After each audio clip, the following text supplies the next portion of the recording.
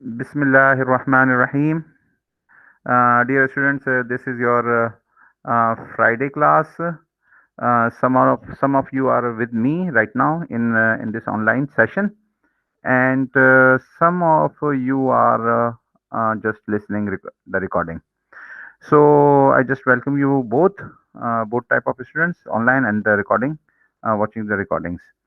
So I will be just also presenting this lecture to the other section.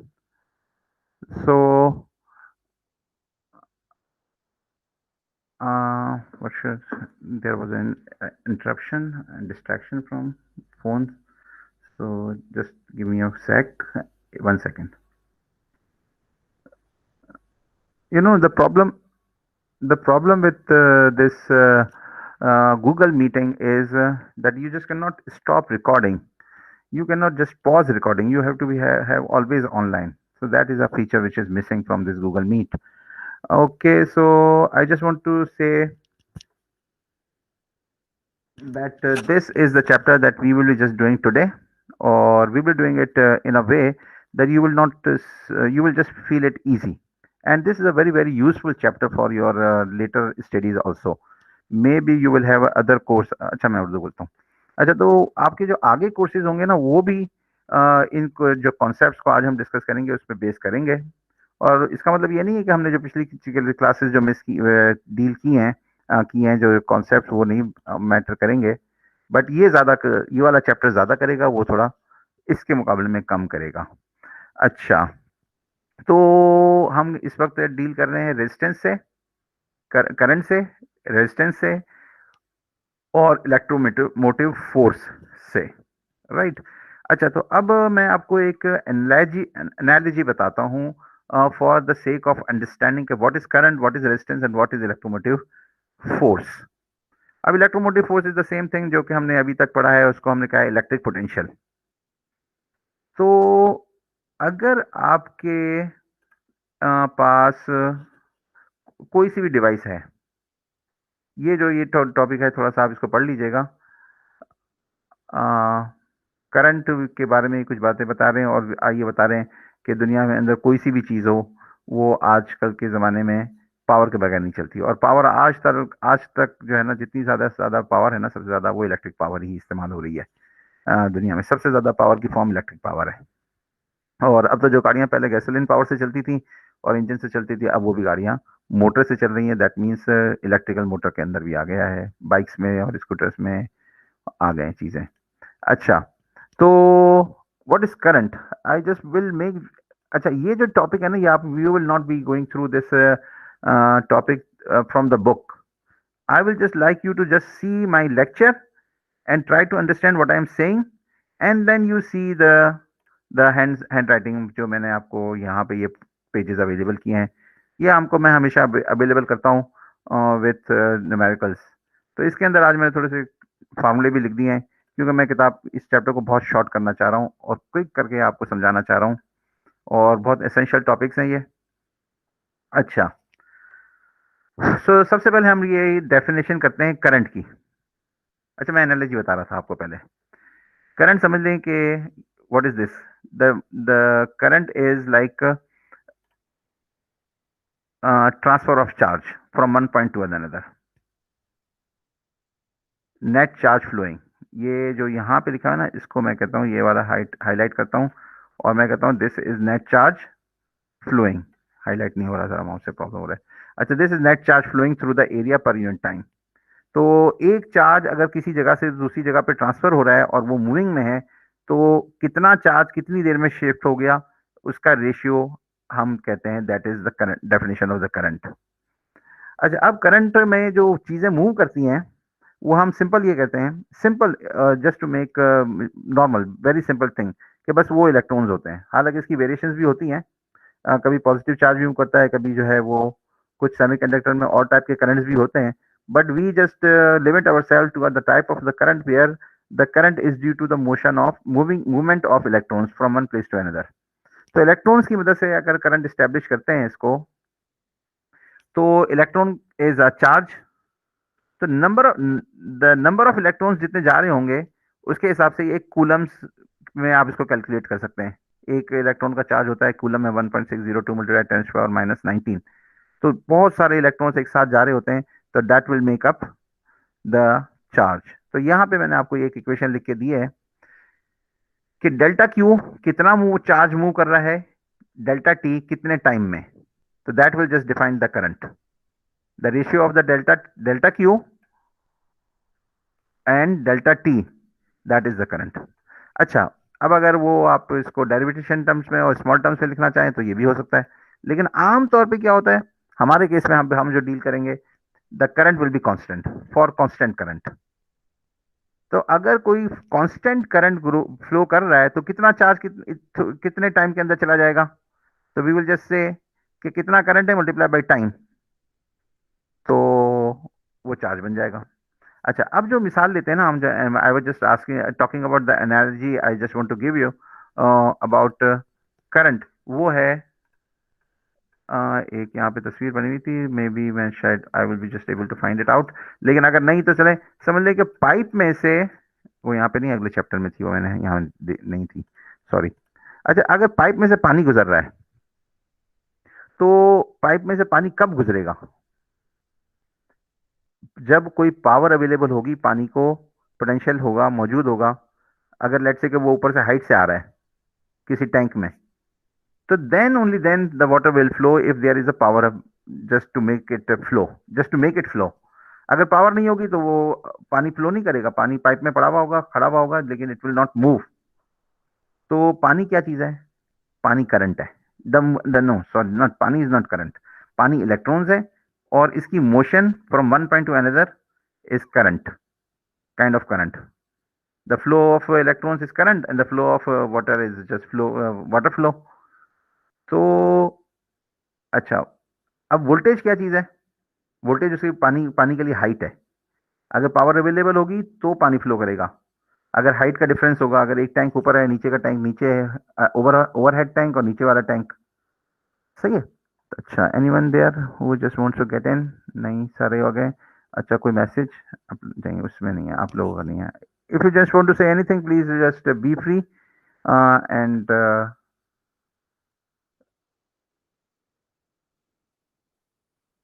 I was just having a look on the on on your chats, so nothing special, nothing जिसमें कोई मुझे काम करना, बात करनी हो, तो I just continue my lecture. अच्छा, ये वाला जो पेज है ना, इसको आप देखिएगा।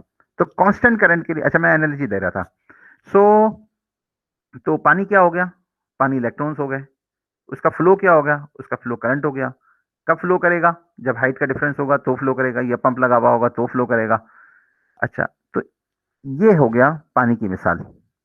अच्छा, अब जो उस पानी का जो डायमीटर, जो पानी के लिए जो पाइप है, उसका डायमीटर क्या चीज है, उसका जो एरिया है, क्रॉस सेक्शन एरिया के, वो किस पाइप में से गुजर रहा है, वो पाइप मोटा है, पतला है। तो ये पानी को रेजिस्टेंस प्रोवाइड करेगा, पानी पाइप की मोटाई ज्यादा मोटा होगा, कम रेजिस्टेंस होगी, कम मोटा होगा, छोटा पाइप होगा, पतला पाइप होगा, तो उसकी रेजिस्टेंस ज्यादा होगी। तो दैट इज अ थिंग।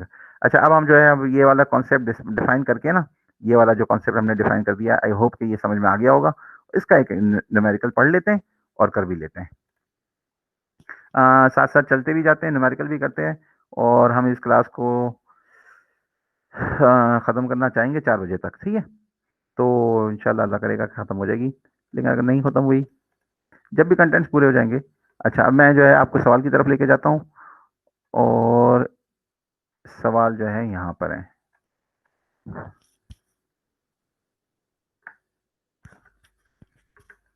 अच्छा, देखिए इंटरेक्शन ज़्यादा अच्छी होती है अगर मैं तो आप लोगों की बात आवाज़ सुन लूँ ना, तो थोड़ा सा चार्ज अप हो जाता हूँ।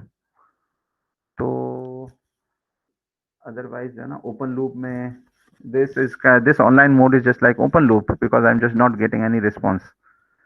तो थोड़ा सा डल डल हो जाता है बंदा ना। और ये सेकंड हाफ में तो अगर कन्वेंशनल क्लास भी अगर मैं ले रहा हूँ ना, तो स्टूडेंट्स बिल्कुल सोते हुए महसूस हो रहे होते हैं। एनीवे लेकिन अभी तो आप घर पे हैं, थके हुए नहीं हैं, सो के देर से सो के उठे हुए हैं, यहाँ पे तो आप सुबह से आए हुए होते हैं। अच्छा, तो 25.1 करंट, लाइटनिंग स्ट्राइक्स। तो लाइटनिंग स्ट्राइक्स का मतलब यह है कि आसमान में बिजली कड़की है। तो who will read this question for me. Anyone with who has got mike? तो हसन आसिफ, हसन आसिफ, आप बात करें और ये ज़रा सवाल पढ़ें, थोड़ा सा क्लास इंटरेक्टिव लगे। चलें, Hasan Asif is not interested और मे बी माइक का प्रॉब्लम होगा। हसाम जावेद, आप पढ़ें। वालेकुम जी सर, क्या पढ़ना है? ये वाला पढ़ना है। सर शेयर कर दे सर, ये 25.1। जी जी। Sir 25.1, lightning strikes. During lightning strikes from a cloud to the ground, current as high as 25 ampere can occur and last for about 40 microseconds. How much? Oh, pico या micro sir, micro या pico? Micro. 40 microseconds. How much charge is transferred from the cloud to the earth during such a strike? सही है। तो number of amperes लिखे हुए हैं और sir time ये लिखा आई हुआ है। हो गया आई हो और गया, डी दिया हुआ है। आई भी हो गया, टी भी हो गया। तो क्यू मालूम करना है। तो this is the relationship, Q is equal to I multiply by, और ये 25,000 एम्पियर्स था। क्योंकि इसे लाइटनिंग हो रही है, स्ट्राइक हो गई है, बिजली कड़क रही है, तो definitely it's a very very high amount of current, huge amount of charge. This is going to be a huge amount of charge. ये 1 कूलम चार्ज इस वक्त आ रहा है, total charge in just 1 micro seconds. अच्छा, चलें आगे चलते हैं। What is next? अच्छा, पेज याद नहीं किया मैंने ना, पेज याद करना चाहिए था। ओहो, पिछला भी नहीं याद किया, अभी भी वाले सवालों का भी याद नहीं किया। एनीवे anyway, अच्छा अच्छा, आपका सवाल आ रहा है मुझे चैट में, ओम्स लॉ पढ़ाएंगे। सो डेफिनेटली ओम्स लॉ पढ़ाएंगे आज आपको, और बड़ा इंपॉर्टेंट टॉपिक है ये, और आप लोगों को आता भी है तो आसान हो जाएगा। और एग्जामिनेशन पॉइंट ऑफ व्यू से मैंने बात की थी कि मैं आपको बताऊंगा कि what I expect and what the kind of paper you can just expect from in your online exam. तो देखें, online exam is completely numerical based, there are no derivations, और I will just try to keep the exam easy. But देख लें आप, online exam है, you have the full facility of referring your books and the internet. So definitely बिल्कुल direct question तो हो नहीं सकता, because you just cannot expect the question like example problems or end of the chapter problems which are already means solved in our discussions। तो values बदल के end of the chapter हो सकता है, सो टाइम लिमिटेड होता है। सो अगर आप लोगों की प्रैक्टिस होगी, we will just be able to quickly solve it and then. अच्छा, आप लोग जो है न्यूमेरिकल सॉल्व करेंगे और उसके स्नैपशॉट्स पीडीएफ फॉर्मेट में। क्यों पीडीएफ में मैं इसलिए कह रहा हूँ कि मल्टीपल पेजेस होंगे ना, तो वो एक पीडीएफ में स्कैनर से आके आराम से उसमें स्कैन हो जाएंगे, एक पीडीएफ बन जाएगी, तो वो आप अपलोड करेंगे फाइल, एक फाइल पर, वन फाइल पर क्वेश्चन। और बस ये जो है न्यूमेरिकल बेस्ड आपको मैंने बताना था। और ऐसा कोई सवाल नहीं होगा जो आपको नेट से मिल जाए डायरेक्ट, ये सवाल अपनी तरफ से बने हुए होंगे, तो you will not be getting the answers और सॉल्यूशंस ऑन द नेट, और वो सोल्यूशन में भी नहीं होंगे और किताब में भी नहीं होंगे। तो ये वाली बातें हैं, कॉन्सेप्ट वही होंगे जो अभी तक हम पढ़ते आ रहे हैं, और बस अच्छा, 819 पेज पर हम थे, ये हमने करंट को डिफाइन कर दिया। और अब हम जो बता रहे हैं कि this is current D Q by D T.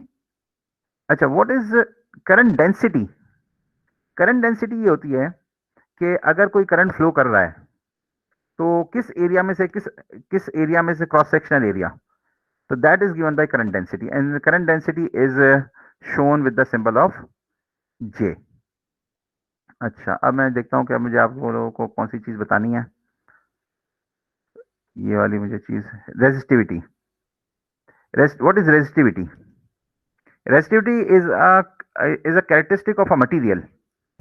तो अब ये जो चार्ट दिया हुआ है, it is just giving you the resistivity of different materials. So सबसे ज्यादा अच्छी रेजिस्टिविटी किसकी? अगर 1 मीटर ऑफ सिल्वर लिया जाए तो उसकी रेजिस्टिविटी जो होगी वो होगी सबसे कम 1.47। गोल्ड से भी कम है, कॉपर से भी कम है, तो it's a best material for your conductor. लेकिन आमतौर पर सेकंड बेस्ट इज कॉपर इस्तेमाल होता है इसी तरीके से। And these are the insulators.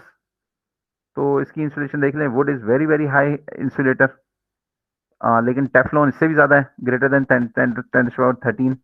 तो resistivity is measured in ohms per metre, यहाँ पे resistivity, but resistance is just in ohms.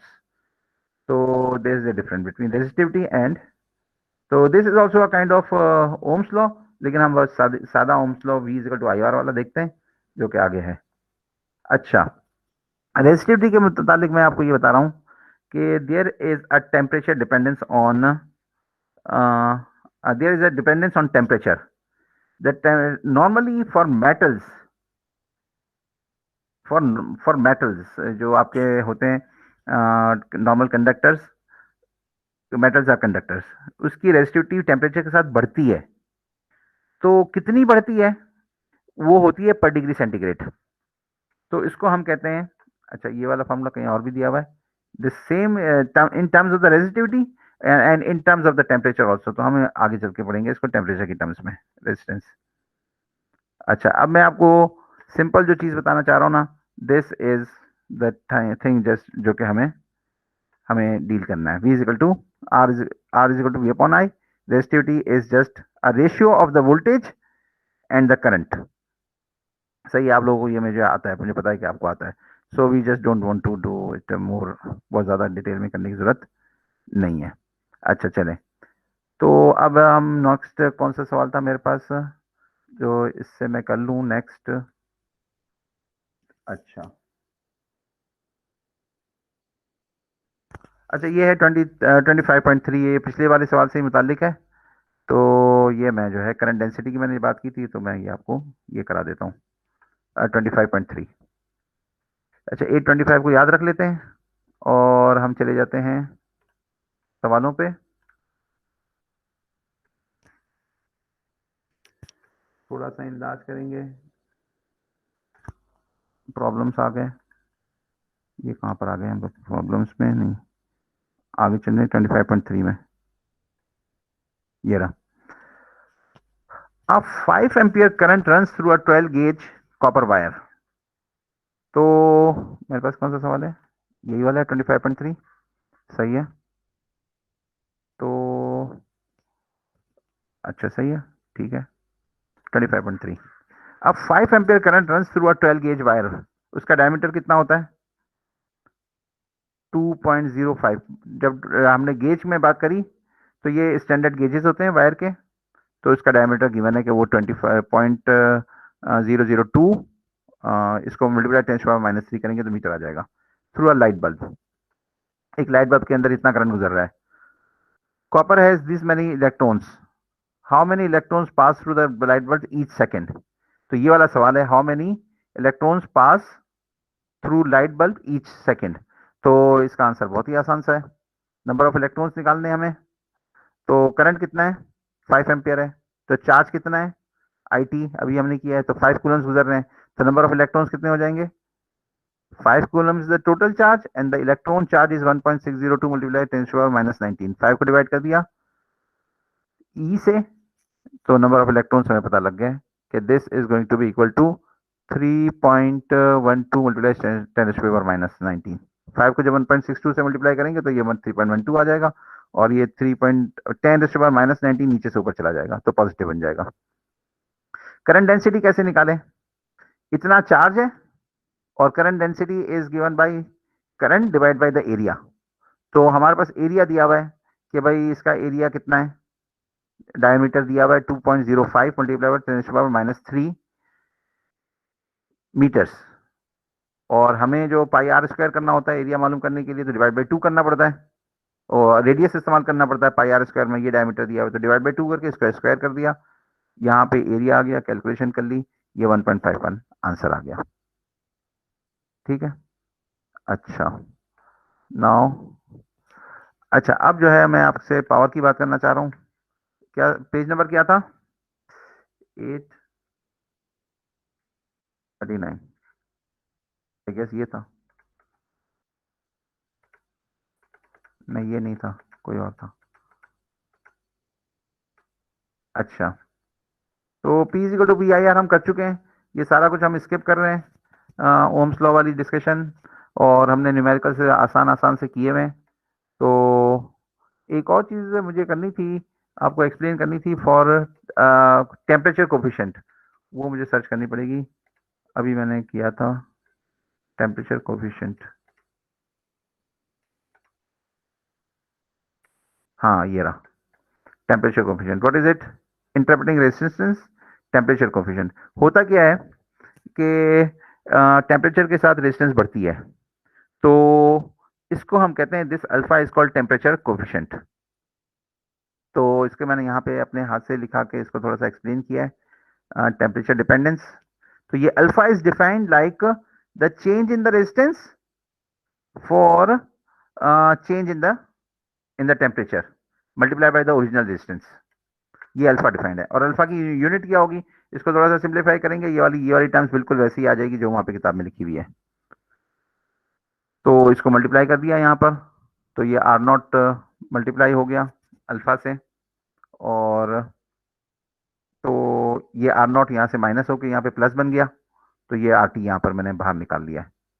तो ये वाली चीज होगी। तो but this is the definition of the temperature coefficient, this alpha is called temperature coefficient. इसका मतलब ये है कि इफ अल्फा इज पॉजिटिव, तो there will be a increase in the resistance with higher temperature, with the increase in the temperature. और अगर ये alpha is negative, what does it mean? the temperature coefficient is negative. That means with increasing temperature the resistance is decreasing, and this does happen in some materials. For example, in what material this is true? This is true in semiconductors. Semiconductor में negative coefficient होता है, कुछ semiconductor में, specially made semiconductors के अंदर temperature के साथ बढ़ता है तो रेजिस्टेंस कम होती है, और उसको हम इस्तेमाल करते हैं मुख्तलिफ पर्पज़ के लिए। और ये जो खास डिवाइस बनती है ना जो temperature, that is called thermistor, उसको टेम्परेचर डिटेक्शन में हम इस्तेमाल करते हैं एज ए सेंसर, तो दैट इज कॉल्ड थर्मिस्टर। यहाँ पे आपकी किताब में थर्मिस्टर का नाम लिखा हुआ था, इसलिए मैंने कहा कि आपको बता दूं कि what is this thermistor. Thermistor is a semiconductor device, और इसकी रेजिस्टेंस कम होती है टेम्परेचर के साथ। तो जब हम रेजिस्टेंस को मेजर कर लेते हैं ना कि कितनी रेजिस्टेंस चेंज हुई है, तो हमें पता लग जाता है कि टेम्परेचर कितना चेंज हुआ है, तो हम टेम्परेचर मॉनिटरिंग के लिए इस्तेमाल कर सकते हैं इसको। अच्छा ये हो गया। और इसका यूनिट क्या होता है? इसका यूनिट होता है अल्फा का 1/सेंटीग्रेड, 1/सेंटीग्रेड, या centigrade exponential -1, the unit is this. अब देखें, ये देखें यूनिट कैसे है इसका, ये माइनस, ये 1/सेंटीग्रेड है, कि ऊपर आर है और नीचे आर और 1 सेंटीग्रेड है नीचे, तो आर से कट जाएगा, दैट इज ओम, ओम से कट जाएगा, और नीचे सिर्फ एक यूनिट रह जाएगा, दैट इज डेल्टा टी। तो वो डेल्टा टी का जो यूनिट होता है वो होता है, इसका यूनिट होता है इसका यूनिट होता है सेंटीग्रेड, तो ये 1/सेंटीग्रेड हो जाएगा। अच्छा, अब इसके मुतालिक एक सवाल है, वो हम कर लेते हैं। ये वाला सवाल है 25.11, ठीक है, तो 25.11 कर लेते हैं हम। तो 25.11, 826 पर है हम जाएंगे यहाँ पे, और ऊपर इसमें से सवाल निकालेंगे 25.11। हाँ, a 1.5 meter cylindrical rod of diameter 0.5 centimeter is connected to a power supply. Power supply का मतलब है voltages that maintains a constant potential difference of 15 volts. तो हमने जो है ज़्यादा इसके अंदर वो हमने पढ़ना नहीं है कि वो क्या डायमेंशंस हैं, ये डायमेंशंस मैंने लिख दिए हैं, but it has nothing to do with our right now problem at hand. So these dimensions are there, जो मौजूद थी, तो हमने ये लिखा कि V is equal to 15 volts. Okay, तो V is equal to 15 volts across its ends, एक रॉड के एंड पे 15 वोल्ट दिए हुए हैं। While an ammeter measures the current through it, एक एमीटर लगा हुआ है। What is ammeter? Ammeter is the current measuring device. You observe that at room temperature 20 degree centigrade, the ammeter reads 18.5 amperes.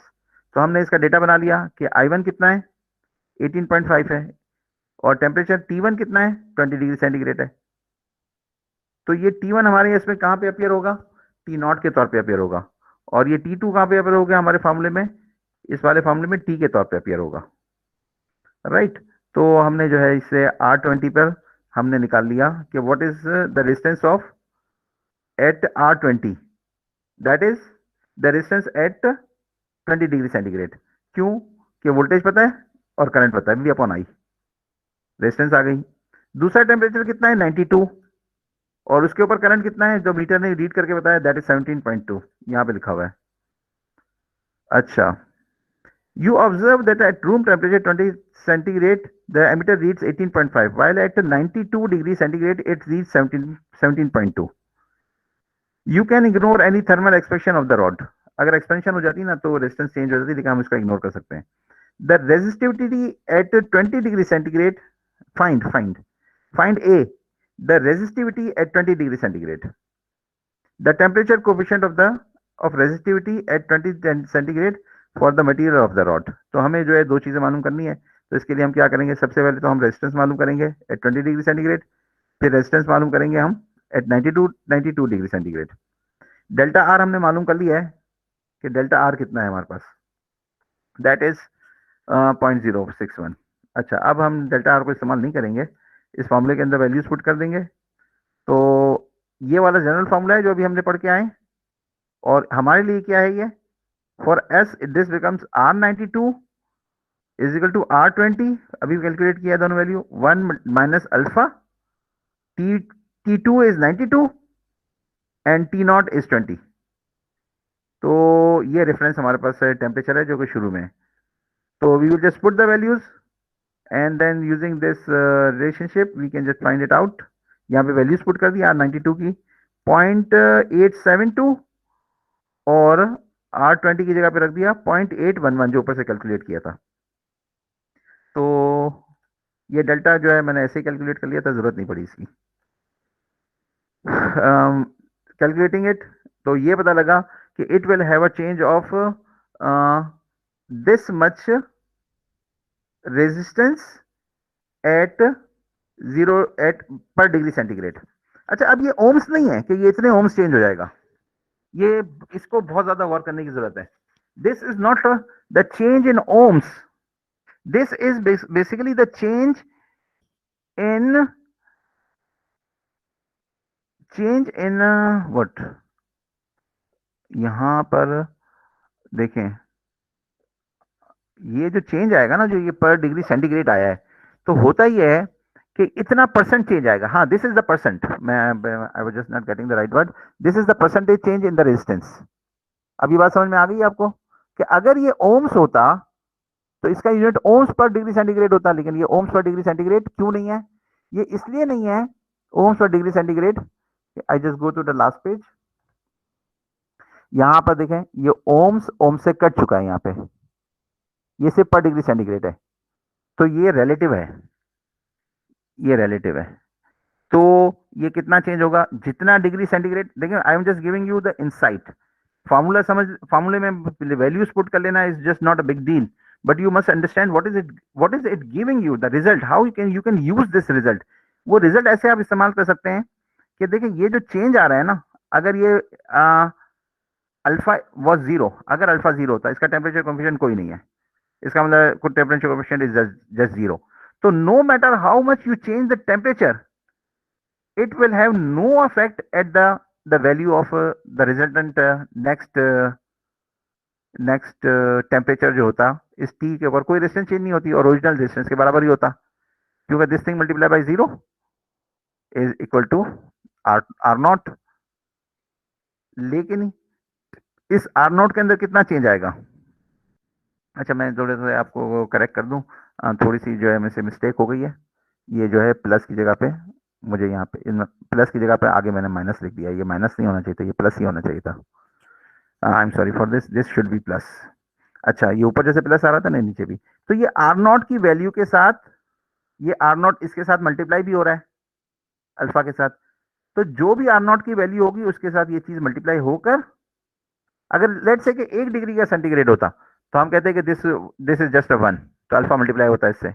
2 degree का centigrade का फर्क है, तो alpha multiply by 2 multiply by R naught. अब R naught की value कुछ भी हो, 100 के है तो अल्फा से 100 के मल्टीप्लाई होगा, और अगर वो 1000 है तो 1000 से मल्टीप्लाई होगा। So this is not giving you the value in ohms. This is just giving you as a percentage. Percentage में दे रहा है। ठीक है, समझ आ गई बात। तो मिसाल के तौर पे मैं ये समझता हूँ कि ये अल्फा जो है ये 1 है, पूरा पूरा पूरा 1 है, तो 1 डिग्री सेंटीग्रेड पे कितना चेंज होगा? 1। तो 1 मल्टीप्लाई बाई आर नॉट, तो 1 डिग्री के सेंटीग्रेड की चेंज होने की वजह से क्या हो जाएगा? वैल्यूज पूरी डबल हो जाएगी, R naught plus R naught. वैसे अल्फा इतना कम तो इतना ज्यादा तो होता नहीं है। अभी हमने देखा कि अल्फा कितना आया हमारे पास, अभी अल्फा हमारे पास आया, ये जो वैल्यूज आई हैं अल्फा की वो आई है न्यूमेरिकल में, this is a very small thing, that is 0.0105 per degree centigrade. So this is relative, this is percentage change in the original distance. अच्छा, ये वाली बात जो है बड़ी इंपॉर्टेंट थी, मैंने को आपको बता दी। और 826 में हम दोबारा जा रहे हैं and you are not asking any question, so there are two thing, there are two meanings of it. एक मतलब तो ये है कि आपको सब समझ में आ रहा है, लेकिन अगर इसका दूसरा मसला मतलब देखें कि कुछ भी शायद समझ में नहीं आ रहा। लेकिन अगर कुछ भी समझ नहीं आ रहा तो you are at very very high risk, because this is the kind of the question that will be appearing in the exams. और ये आसान पार्ट है, you will be getting direct marks for if you just have this understanding. तो आपके पास direct marks हो जाएंगे, 5 marks आपके paper के डायरेक्ट हो जाएंगे बिल्कुल आपके। और जो पिछली मैंने क्लास करवाई थी जिसके अंदर मैंने कैप्चर्स करवाए थे, उसको भी एक लेक्चर के अंदर पूरा चैप्टर मैंने थोड़ा थोड़ा करके बता दिया, so that you have a good understanding of the basic concepts। उसमें से भी एक डायरेक्ट सवाल बन जाएगा आपका। Rest assured that capstone will have a one question and इस वाले चैप्टर में से भी एक क्वेश्चन आएगा। सो रेजिस्टर्स की ये शक्ल होती है जो आमतौर पे मार्केट में अवेलेबल होती है, और ये इलेक्ट्रॉनिक सर्किट्स में इस्तेमाल होते हैं, और उसके ऊपर वैल्यूज नहीं लिखी हुई होती है, उसके अंदर वैल्यूज नहीं होती बल्कि कलर कोड्स होते हैं। तो ये कलर कोड्स होते हैं, और इसके अंदर ये क्या होता है, पहला कलर कोड वैल्यू का होता है, दूसरा वैल्यू का होता है, तीसरा जो है मल्टीप्लायर होता है। तो अगर तीसरा कलर होगा ना तो ये मल्टीप्लायर की वैल्यू से जो भी इसका कलर है उसको, लेट्स से कि लास्ट में रेड है, तो हम इसकी और इसकी वैल्यू इसको मालूम कर लेते हैं। फॉर एग्जांपल ग्रीन का 5 है, ये ग्रीन 5 है, तो 5 मल्टीप्लाई बाई वायलेट है 7, तो 5 multiply 5 and 7, 5 and 7 multiply by red का कितना है 2, मल्टीप्लाई बाई 10⁻², दैट इज 100। तो 5 7 मल्टीप्लाई बाई 100, 5700। इस वैल्यू की रेजिस्टेंस कितनी है, इस रेजिस्टेंस की वैल्यू कितनी है? 5700 ओम्स, ये ओम्स में आता है रिजल्ट। अच्छा, ये कैरेक्टरिस्टिक्स इसकी है, यहाँ पे आई लिखा हुआ है, यहाँ पे वोल्ट लिखा हुआ है, तो अगर वोल्ट बढ़ाते चले जाएंगे ओम्स लॉ के अंदर तो आई बढ़ता चला जाएगा। V is directly proportional to I, I is directly proportional to V, V is directly proportional to I is directly proportional to, और R क्या चीज होती है? V is equal to I R, R is the proportionality constant। तो अगर हम इस line को प्लॉट करें तो लीनियर डिवाइस के लिए दिस इज, ये आमतौर पर रजिस्टर के लिए ये कर्व स्ट्रेट आता है, लेकिन कुछ दुनिया के अंदर ऐसी भी चीजें हैं जैसे डायोड है, उसका कर्व ये वाला स्ट्रेट नहीं आता, इसका मतलब है कि वो ओमिक डिवाइस रजिस्टर नहीं है। तो ये टिपिकल मेटल के लिए है या कार्बन के लिए है या कोई रजिस्टर के लिए है। समझ में आ गई बात?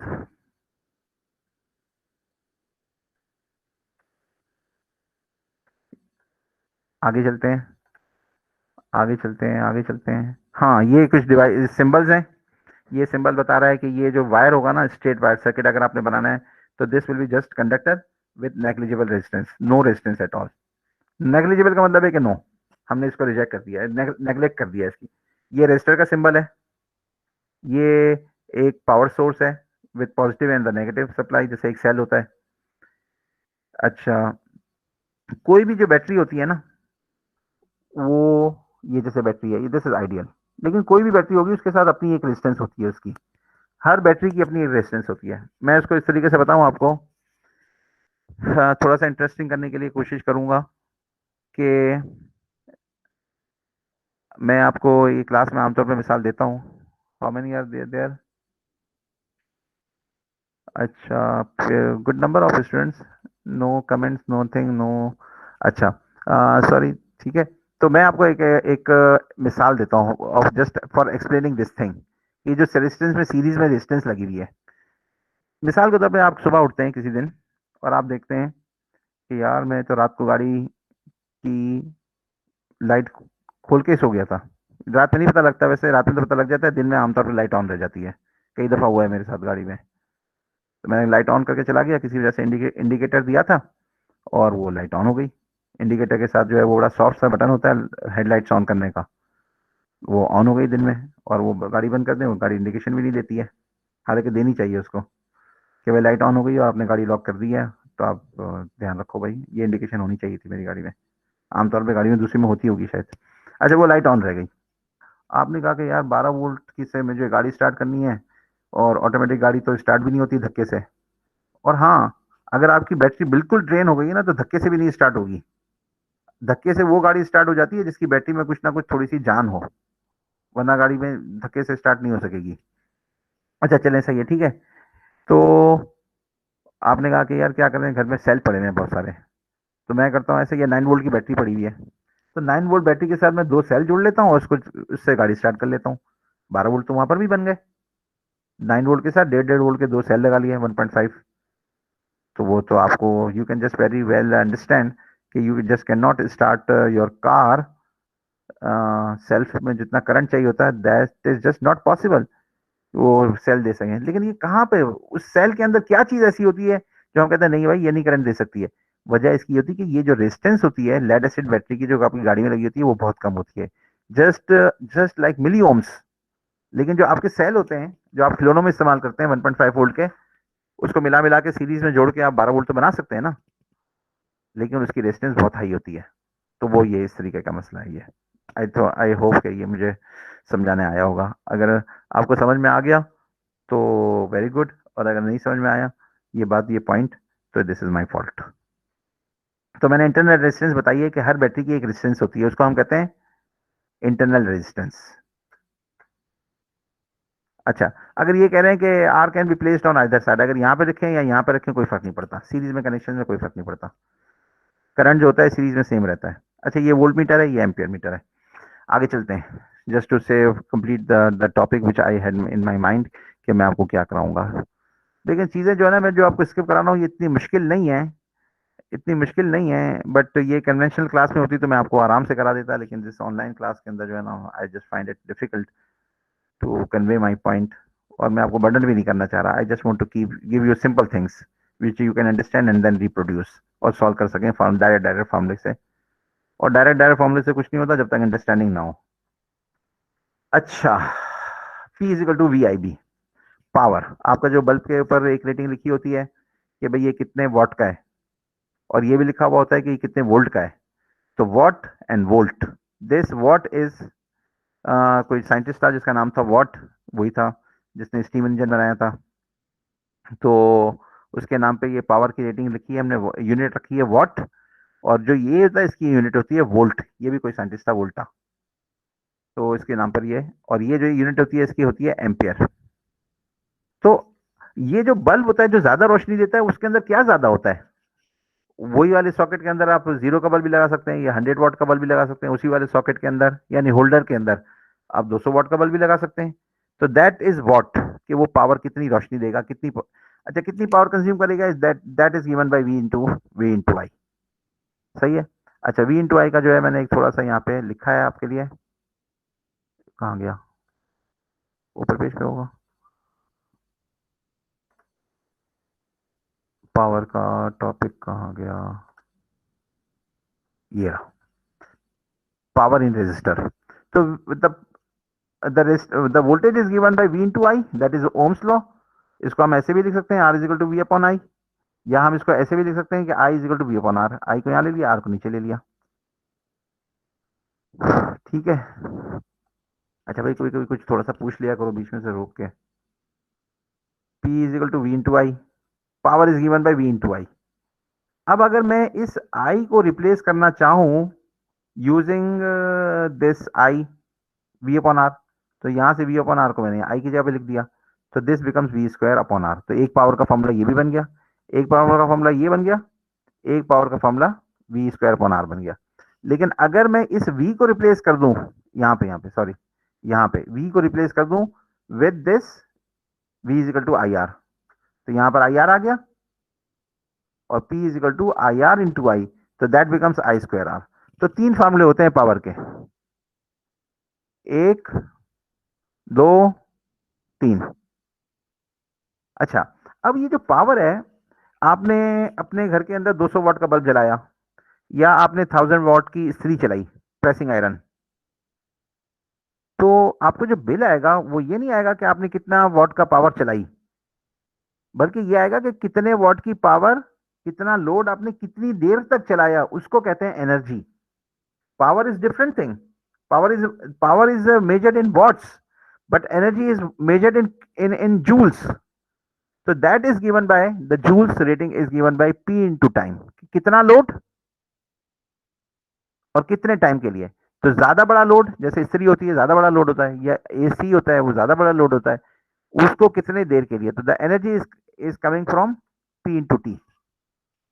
अच्छा, अब मैंने आपको बताया कि power is measured in joules, but in electric power the power is measured in, क्योंकि ये पावर आमतौर पे मेजर की जाती है वॉट्स में, तो हम किलोवाट्स भी कह सकते हैं कि किलोवाट्स में, और फिर टाइम मेजर किया जाता है सेकंड्स में। लेकिन फॉर पावर यूटिलिटी बिल, जो कि बिल आता है हमें, वो सेकंड्स में नहीं आता। They don't use MKS system, वो इस्तेमाल करते हैं आवर्स, कि कितनी देर का वॉट, और किलो वॉट्स में। जो पावर इस्तेमाल करते हैं किलो वॉट्स में, और टाइम इस्तेमाल करते हैं आवर्स में। ये इसलिए इस्तेमाल करते हैं कि जो आपका यूनिट आता है ना, जो आपके घर पे बिल आता है, वो यूनिट के हिसाब से आता है। एक यूनिट कितने का है, प्राइस बढ़ा दी पर यूनिट की, आमतौर पर इस तरीके से बातें होती हैं कि एक यूनिट अब इतने का हो गया। तो what is the meaning of that unit? The unit meaning is kilowatt hour. इसका मतलब है कि अगर आपने 1 घंटा कोई लोड चलाया जो कि 1 किलोवाट ले रहा था, जैसे आमतौर पर एक इस्त्री होती है वो 1 किलोवाट लेती है, तो एक इस्त्री को अगर आप 1 घंटे तक चलाएंगे, और 1 घंटे के चलाने का मतलब है कि वो 1 घंटे तक ऑन रही, जो उसकी लाइट होती है ना, जब वो पावर ले रही होती है, जब वो गर्म हो जाती है फिर वो ठंडी हो, वो फिर बंद हो जाती है लाइट उसकी, तो इसका मतलब वो वाला टाइम शामिल नहीं होगा। सिर्फ सॉकेट में लगे रहने से नहीं, बल्कि एक्चुअल जब वो ऑन होगी, क्योंकि उसके अंदर क्या लगा हुआ होता है, थर्मोस्टेट लगा हुआ होता है उसके अंदर। वो थर्मोस्टेट कंट्रोल करता रहता है हीट को, ओवर हीट नहीं होने देता उसको। तो वो 1 घंटे तक अगर वो लगातार चलती रही, तो वो 1 यूनिट लेगी, और उस 1 यूनिट का आपको बिल इसके हिसाब से आएगा। तो अगर आपने लेट से कि 100 वाट का बल्ब 10 घंटे तक चलाया, तो 1 यूनिट कंज्यूम किया। 100 वाट का बल्ब, क्योंकि किलोवाट की बात हो रही है यहाँ पे, यूनिट इज 1 किलोवाट। तो 1 घंटे तक चलाए 100 वाट का बल्ब, 10 बल्ब चलाए 100 वाट के 1 घंटे तक, तो ठीक है। या फिर 100 वाट का बल्ब 10 घंटे तक चलाया, तो भी 1 यूनिट हो जाएगा। So having said this, I I I guess के दिस इज क्लियर। अच्छा, अब ये वाले सवाल यहाँ पे था कि पावर के, ये मैंने तीनों चीजें बता दी आपको। अब यहाँ पे पावर का एक सवाल मेरे पास मौजूद है, वो हम कर लेते हैं इंशाल्लाह, तो इससे चीजें और समझ में आ जाएंगी। 2.39 इज द क्वेश्चन। लास्ट क्या किया था, ये वाला किया था, हाँ 2.39 पे चले जाते हैं। ये हम पेज 835 पर हैं, हम गए दूसरे चैप्टर पे, इसके नेक्स्ट चैप्टर पे यहाँ पे, और स्क्रॉल अप करके निकाल लिया हमने 25.39। तो चीज़ें तकरीबन कंप्लीट हो गई हैं लेक्चर की, अभी थोड़ी सी देर बाकी है। अच्छा जी भाई, हाँ हसाम, इसको रीड करें 25.39 को।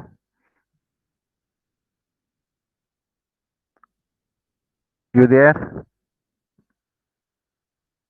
सब लोग ऑनलाइन रख के चले गए हैं, फायदा क्या ऑनलाइन रखने का भाई, अटेंडेंस तो वैसे ही आपको मिल जाती है। ये कह रहे हैं कि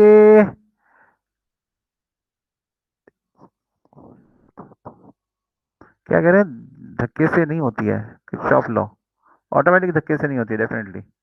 अच्छा, वो गाड़ी की बात हो रही थी। अच्छा, ये 3 घंटे का पेपर होता है भाई। अच्छा, P is equal to what, W T भी तो होता है, नहीं अपॉन डिवाइड में नहीं, P is equal to W T. अगर एनर्जी हो ना, एनर्जी में गिवन हो तो डिवाइड बाई टी से पावर आ जाएगी, लेकिन नहीं, वॉट नहीं, एनर्जी होती है, W multiply by power into T. अच्छा। अच्छा, अब मैं क्या कह रहा था आपसे, मैं कह रहा था कि अगर कोई रीड कर दे ये वाला सवाल, तो मैं ही रीड कर देता हूँ। The power rating of a light bulb such as 100-watt bulb is the power it dissipates when connected across the 120-volt potential difference. What is the resistance? Simple, बहुत आसान सवाल है। 100 वॉट्स का बल्ब है, voltage है 120, P divide by ये जो होती है पी इजिकल टू वी आई होता है। तो हमने निकाल लिया पहले करंट, आई का करंट निकाल लिया, और हमने रेजिस्टेंस निकाल ली P V divide by I. ये करंट आया था ना, ये वाला जो, इसको यहाँ पे रख दिया 120 के नीचे 0.83, तो ये रेजिस्टेंस आ गई। But we can also use it in like this formula, R is equal to V square, P is equal to V square upon R. तो आर को ऊपर ले गए तो पी यहाँ लेके आ गए, तो V square is already a given thing जो कि हमने कैलकुलेट नहीं की है। तो 120 square divide by 100 is equal, ये भी 145 आ गया, ये भी 144 आ गया। और 25.45 के अंदर पर चले जाते हैं। What is this 25.45 saying? ये कह रहा है कि treatment of heart failure, heart defibrillator is used to enable the heart to start beating, is used to enable the heart to start beating if it has stopped. तो ये लगाते हैं, आमतौर पे झटका देते हैं इससे हार्ट को। आपने देखा होगा कभी वीडियो में, पेशेंट्स को दिया जाता है ये, दो हाथ से लग के जो ना उसके ऊपर दो इलेक्ट्रोड्स, दो पॉइंट्स रख दिए जाते हैं उसके सीने पे, उसको कहते हैं डिफिब्रिलेटर। उसका सही प्रोनाउंसिएशन होगा उसको देखना पड़ेगा। तो what how they just pronounce it, but this is done by passing a large current of 12 ampere through a body of 25, through the body at 25 volt. So volt is equal to 25 volts और ampere है 12 ampere, तो कितनी power चली जाएगी? Power चली जाएगी 300 watts, P is equal to V I. और कितनी एनर्जी जाएगी? The next part is energy. What power does the defibrillator deliver to the body and how much energy is transferred? So energy कितनी transfer होगी इसके अंदर? Power multiply by time, time is 3 microsecond, 3 milli seconds लिखा हुआ होगा, ये 3 milli seconds. Oh yes, this is 3 milli. तो जो पावर जाएगी वो जाएगी 0.9 जूल्स।